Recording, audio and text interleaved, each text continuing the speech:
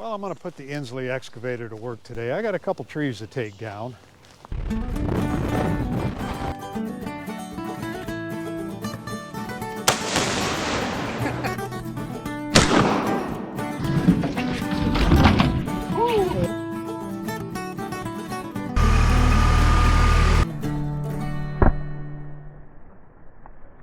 These two trees are in my way. They're pretty rotted anyway. I'm surprised they didn't come down yet.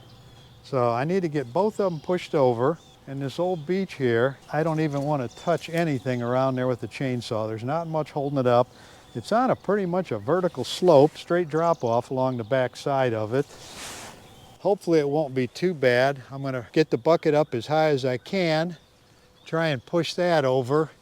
And it's kind of growing into this tree, which will keep it from coming back this way. Hopefully it's going to go straight ahead that way down in the valley. I'll get that one down, and then we'll take a look at this other one.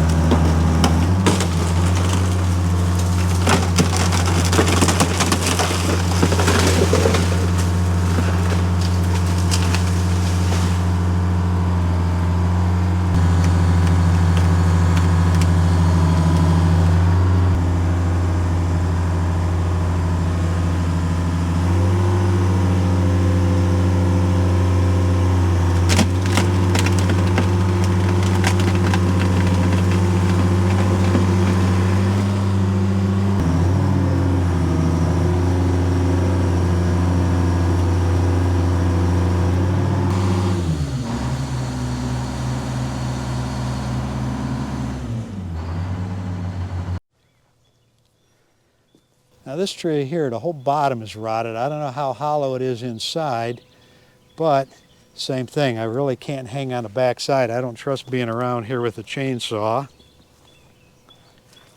And the tree is leaning this way, and I need to go the opposite way. So the only thing I can think to do, get the bucket up there, put some tension on it, and start cutting through here. Put a relief cut here, so hopefully it'll hinge on that back side and open up.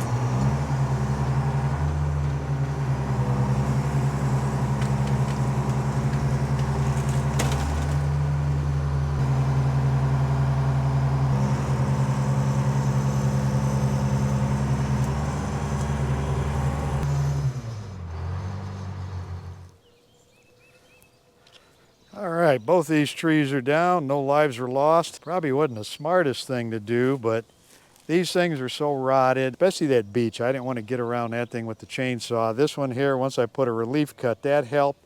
I wish it would have fell more straight down in the swamp, but it's fine where it is. I'm surprised these trees haven't come down. Here about a month ago, we had 60-mile-an-hour winds come through here. I had a lot of tree damage, but these are still standing. And I've got plans for this corner back here behind the barn. I want to get the topsoil taken off and get gravel put in here and extend my lot because I don't have much room behind the barn. So this will give me a little more storage area here. And full disclosure, I've never ever operated an excavator before. And when I bought this, I figured I'd learn. I'm on my own property and hopefully I'll get better running this thing, but actually it run pretty good.